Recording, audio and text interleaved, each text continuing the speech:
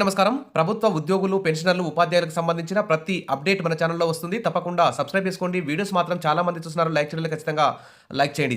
జనవరి 26వ తేదీన తెలంగాణ ప్రభుత్వం వివిధ వర్గాల ప్రజలకు ఇందిరమ్మ ఇండ్లు, రేషన్ కార్డులు, భూమి లేని పేదలకు 12,000, రైతు భరోసా, ఈ విధంగా ఫ్రీ కరెంటు, ఫ్రీ గ్యాసు అనేక సంక్షేమ పథకాలని అమలు చేస్తుంది.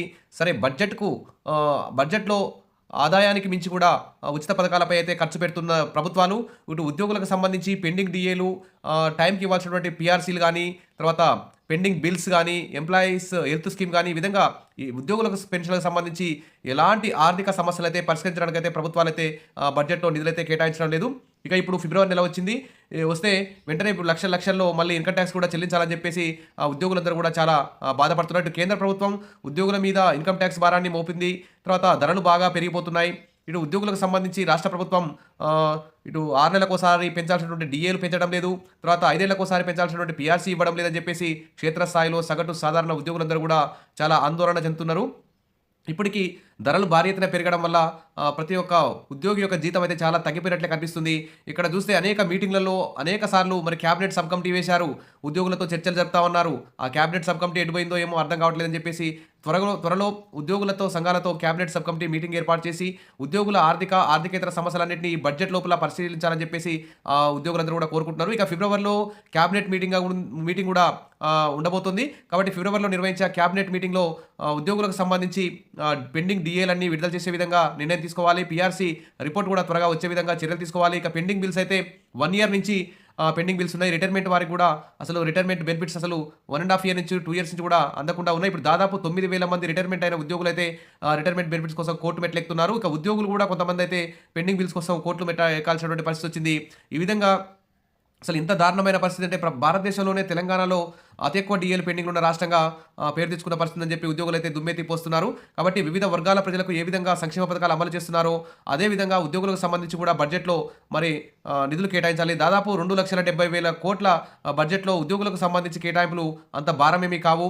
ఉద్యోగులు లేనిదే ప్రభుత్వం లేదనేటువంటి అనే అంశాన్ని ప్రభుత్వాలు గుర్తించాలి. ఇక్కడ చూస్తే పీఆర్సీ పత్తా లేదు, రిటైర్మెంట్ డబ్బులు లేవు, ప్రభుత్వంపై హరీష్ రావు ఫైర్.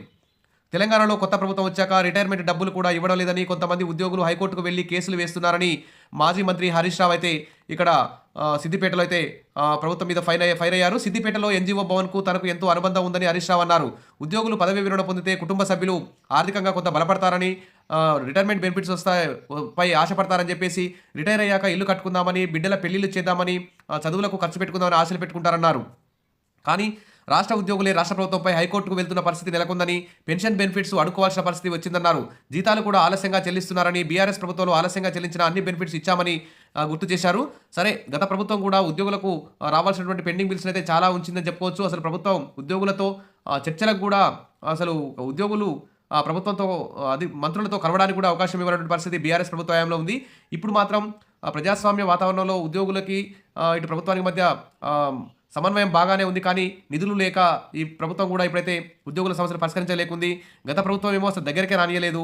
ఈ ప్రభుత్వం చల్లగా మాట్లాడుతున్నారు కానీ ఎలాంటి బెనిఫిట్స్ మాత్రం ఇవ్వకుండా కాలయాపన అయితే చేస్తున్నారని చెప్పి ఉద్యోగులందరూ కూడా బాధపడుతున్నారు. 2 ప్రభుత్వాలు అదే తీరుగా ఉద్యోగుల పట్ల వ్యవహరిస్తున్నాయని చెప్పేసి మండిపడుతున్నారు. ఇంకా చూస్తే రాష్ట్ర ఉద్యోగులు పెన్షన్లు అయితే హెల్త్ బెనిఫిట్స్ లేవు, డీఏలు, పీఆర్సీలు గత ప్రభుత్వంలో ఉండేవని, కాంగ్రెస్ వచ్చాక పీఆర్సీ పత్తా లేకుండా పోయిందని హరీష్ రావు అయితే విమర్శించారు. కేసీఆర్ ప్రభుత్వంలో 73% పీఆర్సీ ఇచ్చారని అన్నారు. ప్రభుత్వ ఉద్యోగుల బెనిఫిట్స్ ఇవ్వడానికి డబ్బులు లేవా అని ప్రశ్నించారు.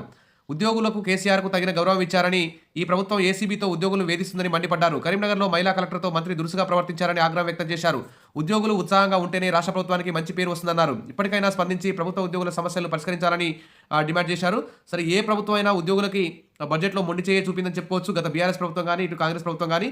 సరే, ఒక ప్రభుత్వం ఈ ప్రభుత్వం ఆ ప్రభుత్వం మీద, ఆ ప్రభుత్వం ఈ ప్రభుత్వం మీద తప్పులు నెట్టుకునే బదులు ఫస్ట్ ముందుగా ఉద్యోగుల సమస్యలు తీర్చాల్సిన బాధ్యత ప్రస్తుత ప్రభుత్వం మీద ఉంది.